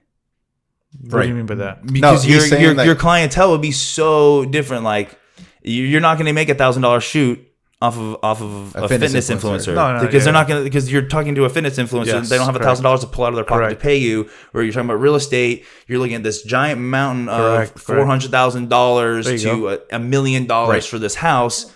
$1,000 out of that is nothing to them. Fraction. Fucking throw that away. They don't give a shit. They're gonna sell the house faster because you did $1,000 video for them. Yeah. Right. That's fine. So like when we're just talking about the different industries. No, that's and that goes back to like in general like career choices, like and not to diss on anybody's career choice. Like there's a reason why a fucking top 10 surgeon is getting paid more than a nurse assistant. Absolutely. It's the same, not the exact same field, but. Yeah, you know what I'm saying. Yeah, absolutely. And but you also have your different fields of videography. And then, but at the same time, I know videographers who are like, dude, I can't get these fitness influencers to pay me fucking enough but I love doing videos for fitness influencers stuff. And I'm like, you might want to change your clientele because they're not going to pay you enough. Because that's like having a fucking personal training client. Yeah. Real talk. You're talking to them to take money out of their own pockets. I would love, in the perfect world, if money wasn't a thing, I would love to work with fitness people, sports athletes, all fucking day. Yeah. Mm-hmm. But I know the reality of things. Rappers, they demand content, but they are the brokest out of everybody who wants content. What I'm saying. Like, you might enjoy that, but you ain't gonna make a living off of fitness influencers. Right. You might really enjoy making fitness content. But we don't have the money to support your life. The most because we're also trying to do the same. Boring kind of content that I create right now pays the most. Least amount of work. Yeah. Least amount of revisions. Least amount of energy. Like it's weird how it works, and I can't relate this to any other career besides what I'm doing, which is the videography space, because that's all I do right now. So you're right. I would love to fucking work with a fitness influencer that makes some dope fucking content. I'm watching this new YouTuber. He's a fitness YouTuber, Mike. I don't know the fuck his name. He's like a English guy who's fucking lit. And he makes dope fucking YouTube videos. Like, fuck, I wanna do shit like that with a fitness person because I'm into health. I'm into like the fitness world.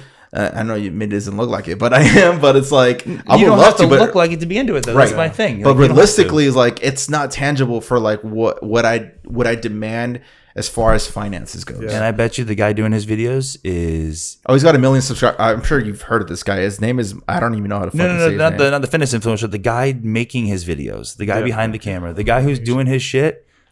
I can almost guarantee you his life is basically just getting paid for by that guy. Right. Yeah. Amazing. He's traveling around with him. He's following him around. Doing cool shit. He's doing, absolutely. He's doing cool shit. But like, I mean, you look at any of those guys, with the guys with like the bangingest content, they have someone who literally lives and sleeps in the hotel room next to them or in the bedroom next to them. We call that the golden ticket. That's what I'm saying. So that was like me as a living personal trainer. You did that with the NFL player. Exactly. So like, you know, but everyone has, you know, sometimes people have that. And that's the lifestyle we want to choose. My expenses were zero living with him. Right. Yeah. But also I wasn't like making money from him. A ton of money as you would love to make. Because I was living for free on the beach. Yeah. Eating, you know, probably free. And he was also buying all the groceries and stuff, just making sure I cooked it for him. Yeah. You know, all that kind of stuff. And then the rest of my money that came in was like what I was doing with reinvesting myself or like making money from other clients and stuff like that. So like you said, you would love to do that, but then your lifestyle would also probably be different, living and breathing this guy's fucking life, right? Until you say, okay, I'm going to live for myself now, right, and not live for him. Yeah, right. We like, let me add to that. So this off-air conversation, Alberto's like, Pete, you really like doing those maternity shoots? And I was like, last week after we recorded, I legit asked him, like, you really enjoy doing that shit? I was like, bro, I like creating emotion out of my pictures. And I doubled down on him, like, bro, I was like, real talk. Like, are you sure? Do you really love fucking shooting pregnant people? And I was like, dude, if I can meet a client and they meet me and they're like fucking monotone, like, hey, my name is blah blah blah, like my name is blah blah, and I can create this energy that I can capture, and then I'm like, damn, that is not how they were acting when I was talking to them. That's worth it for me because that's photography for me. But then he was like, I kept pushing the needle. Yeah, and he was like, it's like, I thought you want to do like photography, like athletes and stuff. I was like, yeah, my goal is to shoot Canelo. Fucking go to his house, do my setup, and be like, all right, motherfucker, let's go. You're doing your Showtime promotion thing, and I'm gonna shoot you. That's my end goal. But at the same time, it's like, you gotta be real. I gotta be real. Like, photography is gonna pay me this much because I'm good at what I can do at this certain time, and I can provide for this clientele. I'm good with that, man. If I can make these people happy and I can sell this experience, I'm good with that. But till then, I'm gonna settle with that. Not because I'm being negligent to my end goal. It's because I'm learning as a photographer. I'm not at that level where like Canelo can go through Instagram and be like, send you a photographer, Peter. Like, holy shit, like I'm gonna fucking hire him. And he was telling me, he was like, what if Ryan Garcia were to hit you up because he like works in the center of Fair. He was like, how much would you charge him? Would you charge him like 500, 10,000, blah blah blah? I'm like, dude, I don't know. I would be like. Like, you know what, man? Just give me whatever your other photographer. What did your other photographer give you? Because I could fuck myself by saying like, just give me $500, bro, or just give me fucking $1,000 for an hour. Because what if he was charging his other photographer $5,000? Yeah. What if he said $5,000 for an hour? So I'll be like, I'll pick you off and be like, yo, just give me whatever your other photographer. Because I've done my research and I've seen what he shot, and that goes to show you like you got to build off of like your realistic goals. And, absolutely. But not to like bag on anything. I like the direction you're going because you're fucking real as fuck, and that's what we have you here. Absolutely. And to be real too, in your guys' photography world, you guys have so many different options of like how what you were just saying. I would love to shoot Canelo. I would love to do sports stuff. I would love to do this, but you can sacrifice that dream for the bag and take pictures and do other things for other people. But for me as a fitness coach, it's not there. If I want to help and improve other people's lives, I can't say, oh, I want to go do this and not help improve other people's lives, because that doesn't make me a health and fitness coach anymore. Yeah, right. You see what I'm saying? Yeah. So in that factor of pursuing your dreams and things like that, when you're a fitness coach, you're just a fitness coach. You can't go do something else if your goal is to pursue the dream of fitness coach. Okay, unless you're doing, like I said before, the career and then being a fitness coach. But if you want to do the full deep dive of being a fitness coach, you are just a fitness coach. You are finding clients, you are training clients, and that is your goal, is to change people's lives and to make them healthier, live better relationship with food, better life with their spouse, better everything. If you want to be a dream fitness sports photographer, that's what you have to fucking do. You have to show up to games. You have to show up to sporting events. You have to go do things for free. You have to go and shoot photography for sports. But you can step back and say, but I have to pay the bills, and I know this real estate shoot will pay me $1,000, and I know this maternity shit will pay me $1,000. I can take a step back on my dream, get the bag, and still keep doing the photography thing, right? But in a different setting. Sure. Okay. And you guys are still getting the bag. I can't go put myself in a different setting in the fitness world unless I say, okay, I want to go work in a gym. Okay, so that's another way I can try to get the bag. Okay, but now I'm stuck in a gym and doing that. Or it's like, okay, I want to keep doing this fitness content creation stuff. I can keep creating, but my limit to that is I'm still working with fitness people who want to be in health and fitness. I can't say like I can get $1,000, from my other part of health and fitness somewhere. It's like that. You're still going to come from a client, right? and it's not going to be like you can step back and step into another realm and not pursue that dream of fitness. Yeah. See what I'm saying? No, I completely understand what you're saying. And I'm trying to think of like some sort of alternative. Like, so Jeremy, let me ask you. I feel like where you're going. Jeremy, let me ask you this. We're all real in this fucking podcast because I got you. We both got you because you were a real motherfucker. Let's say Canelo says, hey, can you trim me from my fucking Caleb plan? November 8th. Get me fucking ripped. Give me in the best shape of my fucking life. But I'm only going to charge you $1,000 a month. Right? No, that's not realistic. Let's say fucking... I'll say $500 a month. What? You made it worse. Or like, let's say, fuck it. Train me for my fucking next fight for free. Uh-huh. Would you take that job? Because it's Canelo and his brand. Said train me for my next fight for free? November 8th. Yes. Yes? Okay, so explain that to the creative world why the fuck you would take that job. Because I'll give you an example right now. Please. you're So on Showtime Prime. So I'll just give you actually a different example of a person who has actually done that sort of thing. And yes, this is an exception and this is not going to happen to everybody. But this guy did take basically pro bono work to train Jennifer Lopez. Okay. And after he did that, she went on, did her thing after he trained her, and they didn't really have a conversation, after that. Mm-hmm. She comes back and she goes, I got so many compliments on my body. I felt the best I ever looked after training with you, all that kind of stuff. I know I didn't really pay you your worth. I want to help you now. Mm-hmm. I want to make you, because I have this platform that I can put you on and get you there. Right. And you know this person. And so I know of this person. I know his story. Gotcha. So I'm just sharing the story of how this happened. Okay. But so it's like she's like, I have this platform that I can put you on. I have these resources, this network. Connections. Here's this guy who owns this fitness magazine and this this, because I have all these connections. I'm gonna now connect you because you did this for me and made me this. So you know what I'm saying. So it's like. As a trainer, I would take something like that. Yeah. If Canelo said, train me for my next fight. I mean, obviously, I'm not someone who could train Canelo because I don't know a shit boxing. It's a shit dick about boxing. Yeah. But if I had like Christian Bale come up to me and goes, yo, I need to get shredded for my next Batman role and I need to look sick for Batman, I got you. Mm-hmm. You know what I'm saying? And like, hopefully, it's either if I was already at that level to train Christian Bale, and that was my like level of clientele, I can already be like, you want that? That's $50,000 for me to get you ready for your next movie role. That's the same story with Zach Kravitz. He shot for free for what's that fucking dude that you're obsessed with? The School of Hard Rock, Lewis Howes. Oh, Lewis Howes. He shot for Lewis Howes for free. Yeah, and he opened up so many doors for him as far as like his network, and like he's working with a bunch of millionaires. That's how you got set up, man. Yeah. He did that one free shoot. Mm-hmm. It's all about. You gotta be willing to do that, though. Yeah. And back to that conversation about asking him about like pressing him, like, would you do that shit for free with Canelo? And I tell him like, bro, till today I'll still do free shoots if it's something that I know I'm gonna get something in return. I'll do a free shoot all day, man. If it's something you're passionate about too, and it's gonna get you one step closer to the shit that you actually do care about, I would do it.